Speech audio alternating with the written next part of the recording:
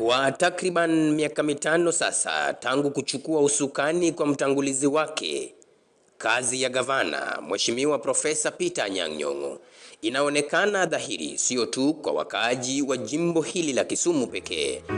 Urembeshaji wa jiji la Kisumu kwa kujengwa kwa mizunguko zaidi ya 5, kupangwa kwa taili aina ya cabros na wataalamu, kujengwa kwa taa za barabara almaarufu street lights, kupandwa kwa miti kando ya barabara zote mjini na hata kwenye bustani iliyofanyiwa ukarabati ya Jaramogi Oginga Odinga ni thibitisho tosha kwamba profesa amerudisha utukufu wa jimbo hili, utukufu ambao ulizikwa kwenye kaburi la sahau miaka kadhaa iliyopita.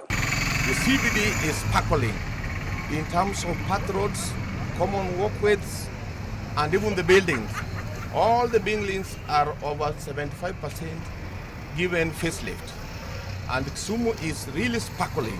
Sasa Kisumu iko na nafasi ya kutembea, hakuna mtu utagonga kitu chake, hakuna mtu utafinyana naye, hakuna mtu utapigana naye bega kwa bega, kwa sababu nafasi ya kutembea iko. Sisi watu wa Kisumu hatukujua maneno ya cabros. Cabros imekuja na imekuja kwa speed sana kwa sababu ya Afro City. Lakini kitu tumegundua, mimi hata ukiangalia viatu yangu imemaliza wiki moja kama sijapiga rangi. Lakini wakati ambao cabros hakuwa, nilikuwa napiga rangi kila siku. So usafiness wa Kisumu, cabros lazima tulinde, na tena cabros lazima tupokee kwa sangwe na vigelegele. Jenzi wa masoko ya kisasa ya Uhuru, Chichwa, Otonglo, Kombewa, Kibuye na mengine mengi ni thibitisho tosha kwamba wafanyabiashara jijini na hata nje la jiji wamekuwa kipaumbele kwa muhula wake wa kwanza uongozini. Biwi la taka la Kachok almaarufu Gotranguma, profesa amelishughulikia kikamilifu.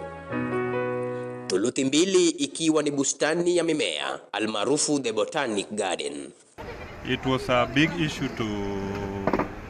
it was affecting also the stadium when we couldn't even watch football there freely, but now the Kachok dump site is no longer there. It is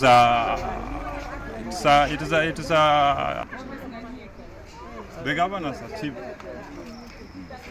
Upanzi wa miti katikati mwa jiji hili na pia kwenye baadhi ya kaunti ndogo yanayohunda kaunti hii ya Kisumu.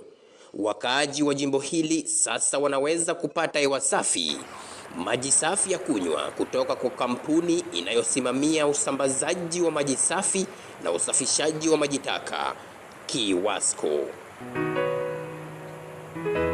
The county government plays a major role in the water supply of Kisumu because basically this company is a local company run by, and as you are aware, water is devolved, and the county government plays a major role in terms of infrastructure development, in terms of assisting the company to ensure that the residents of Kisumu get potable and clean water.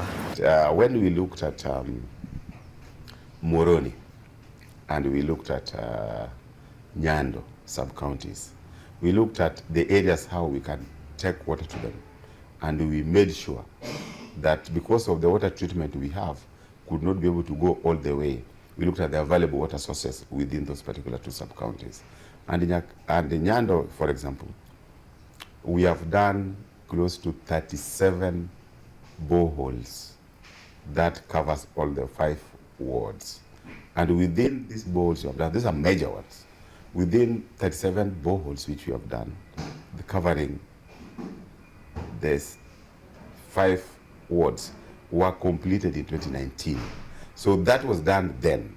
Then we focused on 2020, 2021, 2021, 2022. And we did a further 75 boreholes to cover Nyando as a sub-county. And I can confidently say today here that if you look at our Sonjiko ward, East Kanowawidi, Aero ward, Kobura ward, and Kabonyo Kanyagwal. These particular areas, the distance anybody can cover to access clean and safe water is 200 meters on the average. And that also applies to Moroni as a sub-county. What did you do in Moroni as a sub-county? Moroni as a sub-county, we mapped out all of the wards. Starting from Ombei ward, we did over 7 water points. We went ahead to look at the areas, the farthest areas, Yao, for example, Ombei, for example. We looked at our Miwani ward, for example. We did in Nyakongo. We did Olasi water. We did Miwani water, dispensary water project. We looked at Tamu Koru ward. We did Kibigori water. We did Tamu water. We looked at Koru Moroni ward. We did the Koguta water project. We did Godnyete water project. We did rehabilitate Koru Tam water project. We did Moroni water project, which was major one, because that's the major one that serves Moroni. So Moroni, we put in some money to rehabilitate the water utility. Uzinduzi wa mji wa Moroni, mji wa Katito, mji wa Ahero pamoja na mji wa Maseno, Profesa ameleta mwangaza kwenye sekta ya uchumi na kuwapiga teke makundi ya wadupuzi yaliyosukuma gurudumu ya maendeleo ikirudi nyuma.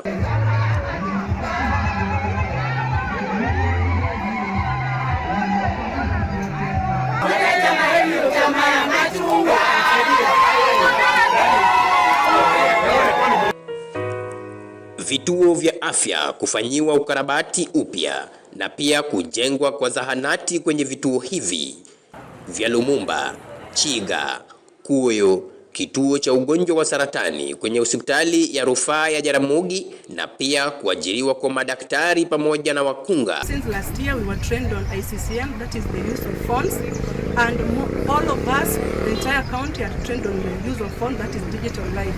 I want to thank you for that, because now our CHVs cannot carry those big books as they go to visit their household. They only carry their phones, that is our tablets. Baadhi ya wamama wajawazito pamoja na baadhi ya wagonjwa ambao wamepata nafuu sasa wana sababu tosha ya kutabasamu. Sababu kuu ikiwa ni baadhi ya vituo vya afya vina vifaa vya kutosha, madawa pamoja na wafanyikazi wa afya ya umma walio na ujuzi na hata nidhamu. Our maternity works 24 hours, so our mothers are able to come in anytime and they'll be given service any time of the day. And so far I just thought this is the best because, as I said, the nurses are really nice. The other workers, they are very, very clean. Cleanliness is also a very important thing in giving birth. As you can see, they clean after every 2 minutes, 5 minutes. Yeah, that's it. Generally, hospitality, cleanliness, good services. I think that's what every mother wants when she's giving birth. I came on Saturday for checkup, but I was admitted. The nurses took care of me, even if I lost hope, but I did it to my level best. I delivered normally. The delivery was normal. I got a baby boy. The nurses are so caring. They encourage you to do your level best. Whether you ask anything at any time of the hour, they give you, they provide. They're so caring. We are proud of them. We are not even scared of saying Lumumba is a district hospital. It should even be a national hospital. It's the best. The services we are being given is what makes you say that this hospital is the best or the worst. Okay. So what I can say from the word gate, from the word watchman, they are very friendly. They love God. They pray even for you. They're like, just push, do this, God bless, close your eyes. They pray, they have Bibles at night. We have Madam there. They're so lovely. Even the cleaners, they tell you what to do at the right time. Even those who serve us food, if you request I don't need sugar, they bring at the right time. So we are happy for them. I want to congratulate our mothers and our men who have been very active in this area.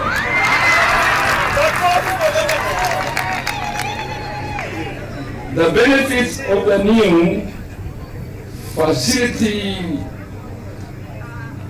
Improvement Funds Act, which I recently assented to, are already seen and are evident. The team in Nyarunya has improved the ambience in the maternity wing, buying new curtains and improving the client experience to meet their expectations. They are now able to serve their clients with nutritionally balanced meals and hot beverages, as I said earlier. I found their treatment is so good because the environment is pleasing, and also their facilities is more advanced, and before it was not working very well, but this time I think they are improving better in their facilities and doing great for the sick and patients, people that are coming to their sector. I can say that Professor is trying to put these facilities very secured, and also a clean hospital that people can get the treatment well. And I know in the future it will be a better hospital for each and every community that are surrounding the area of Kisumu. Lumumba Hospital offer a good flow of services to the patients. In the look of things, I can say that I can rate their services as good, because like today at 4:20 p.m.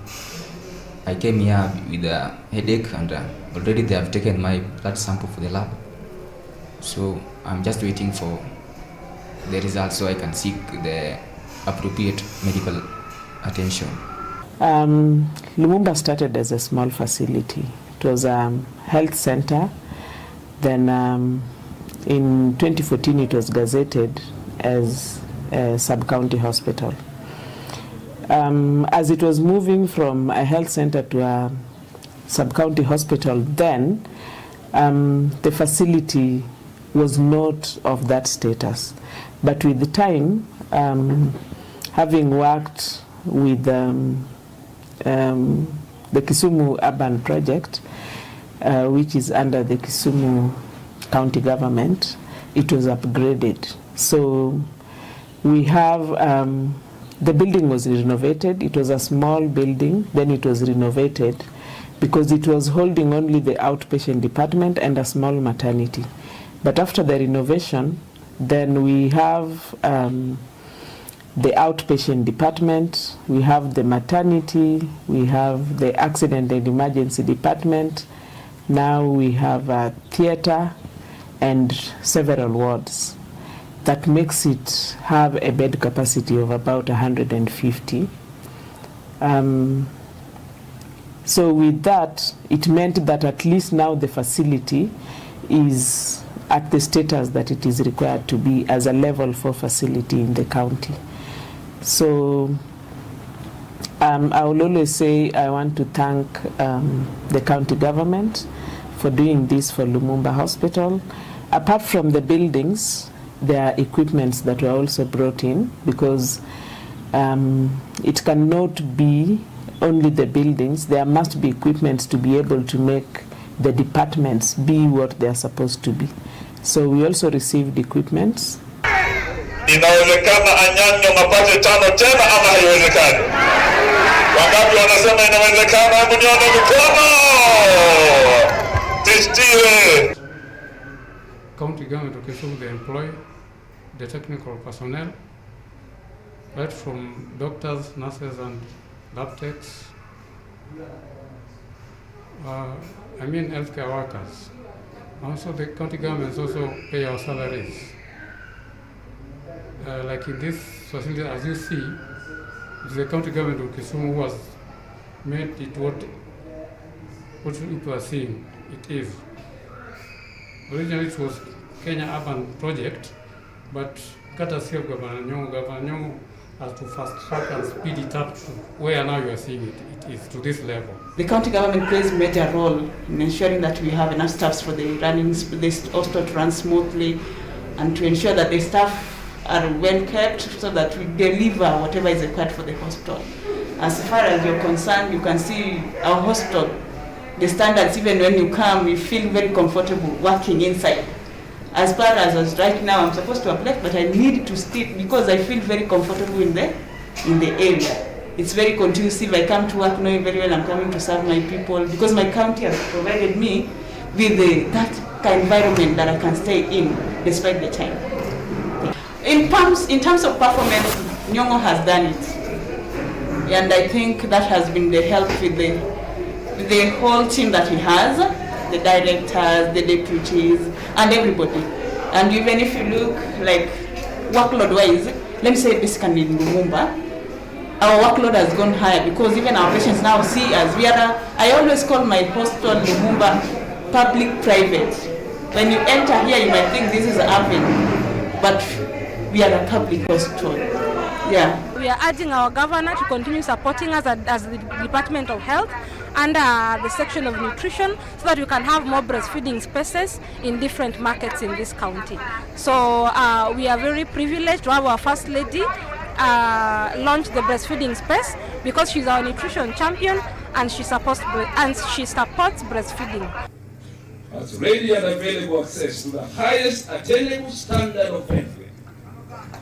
The highest attainable standard of healthcare. No excuse. Baadhi ya mashule yamejengwa na walimu wa shule za chekechea kuajiriwa na serikali ya profesa baada ya kuhitimu. Baadhi ya barabara kwenye maeneo wodi yasiyoweza ama yasingeweza kupitika hapo awali sasa yamekamilika. I come from within. I'm glad the road is already active. That was one of my priorities before I got married. I was looking for where I could access. Communication was one of my priorities. I'm glad it is there. Now it is putting me in between. One behind my home, one in front of my home. Tarmac road. 2, I believe it will make business easier, movement easier, and it will bring a lot of children to our school, the nearby school. 2, I would request or I would wish that the bumps put in place almost immediately because we have a school next to here. And then the bumps will also help many other people, especially those ones who drink and want to ride very fast. We will avoid accidents. 3, it will bring in more improvement on economic activities because there are people fishing down the lake. So many investors will come. They will want to invest, like especially now that the county government is approving or